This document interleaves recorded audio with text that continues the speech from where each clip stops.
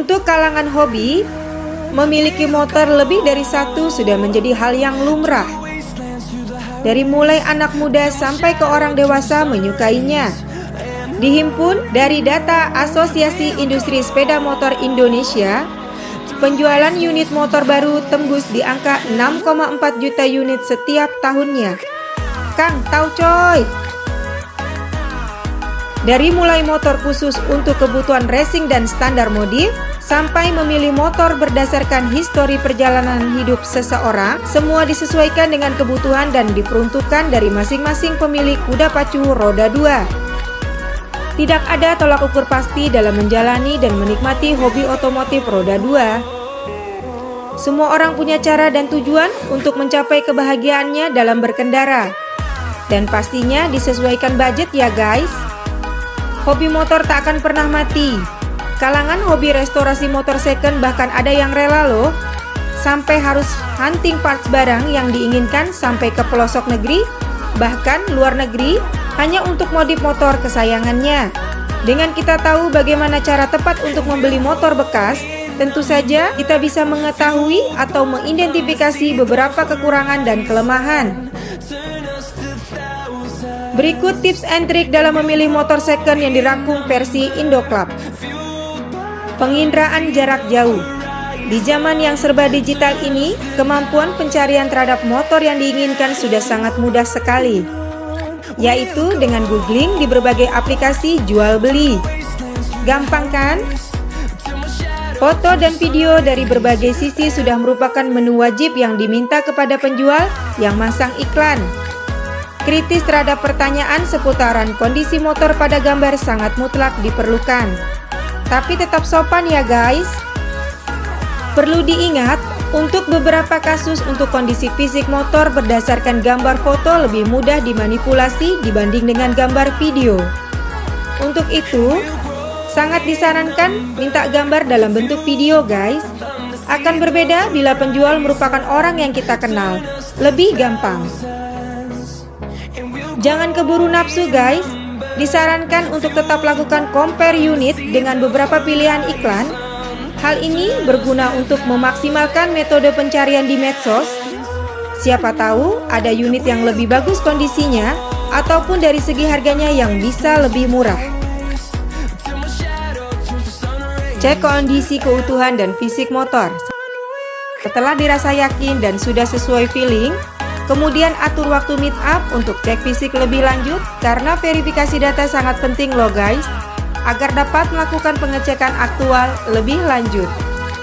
Pertama-tama, kelilingin unit dan lihat sejauh apa keorsinilan bodinya.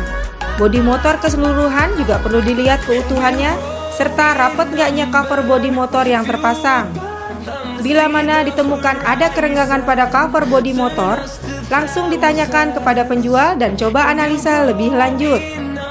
Sedangkan kondisi orisinalitas bodi bisa dicek dari kondisi catnya.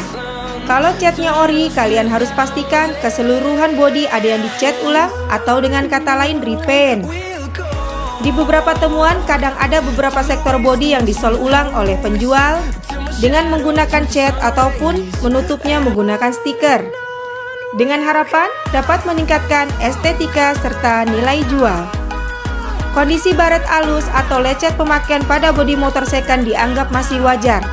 Tapi kalau sampai ada yang patah, penyok, ataupun terdapat baret yang cukup dalam, bahkan sampai merusak cat dasar pada bodi motor, baru DPR tuh. Mau tetap dibeli nggak guys? Cek kaki-kaki dan mesin. Sektor kaki-kaki dan mesin sangat penting guys. Untuk itu sebelum motor dinyalakan, cek terlebih dahulu mesinnya apakah ada rembesan oli atau tidak. Cek kebocoran oli bisa dilihat melalui packing yang berada di tiap bloknya. Terus kemudian cek seal kickstarter dan seal persnelingnya. Waspadai bila mana ditemukan kebocoran oli dengan jumlah banyak, karena sudah dapat diprediksi pelumasan di mesin saat pemakaian telah mengalami gesekan komponen berlebih, bisa auto jajan guys. Lanjut ke pengecekan pada kaki-kaki. Pertama-tama, Teliti keaslian velg roda depan dan belakang. Pastikan velg tidak speleng dan tidak ada pengok dengan cara melihat dengan seksama dan putar dengan menggunakan tangan pada saat posisi motor standar 2. Kemudian lanjut ke ban, apakah layak dipakai atau tidaknya dengan melihat keausan ban.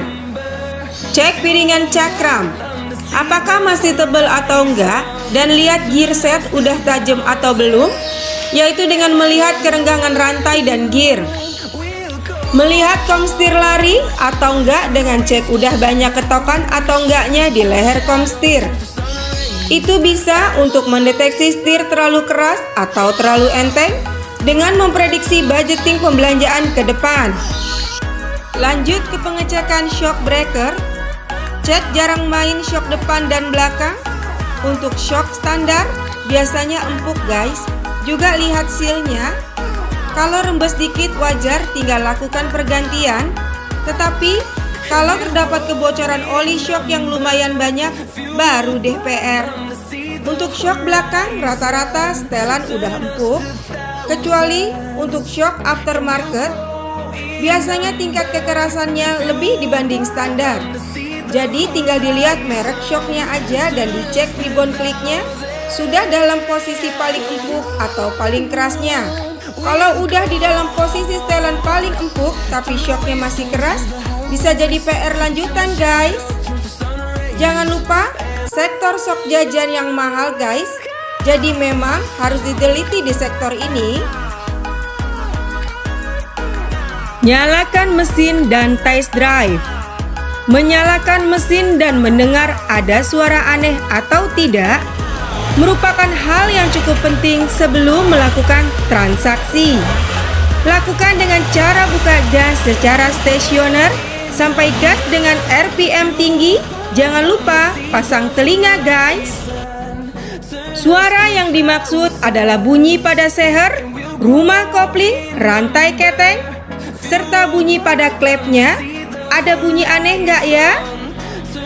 Di beberapa jenis motor perlu diperhatikan, ada yang memang karakter mesinnya halus dan juga ada pula yang terdengar kasar. Jadi, jangan main komplain aja ya guys.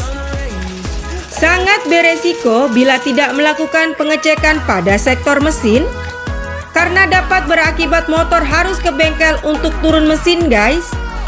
Dan mesin dibongkar untuk mengganti parts yang rusak agar motor kembali sehat walafiat. Khusus untuk motor Matic, perlu dilakukan pengecekan suara pada CVT-nya. Untuk motor second, biasanya sektor rasio perlu dicek bunyinya. Pada saat test drive, serta roller dan koplingnya, apakah masih sehat atau ada gejala tidak normal. Selamat mencoba! Khusus mesin yang berpendingin radiator, cek temperaturnya ya guys. Begitu mesin dinyalakan, coba buka tutup radiatornya. Hal ini untuk mengecek sirkulasi fluidanya bermasalah atau tidak. Kemudian tidak luput untuk dilakukan yaitu mengecek sistem kelistrikan dari mulai sen, lampu masih main semua atau ada yang mati.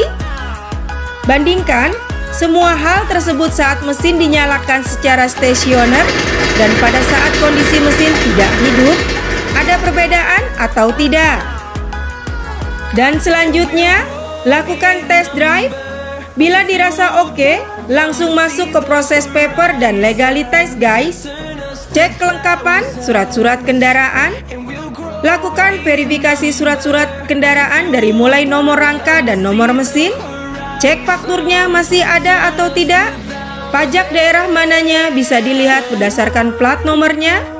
Dan kalau pajak tidur alias belum diperpanjang, segera dikalkulasikan ulang seluruh biayanya dan lakukan negosiasi harga susulan kepada penjual. Salam roda 2.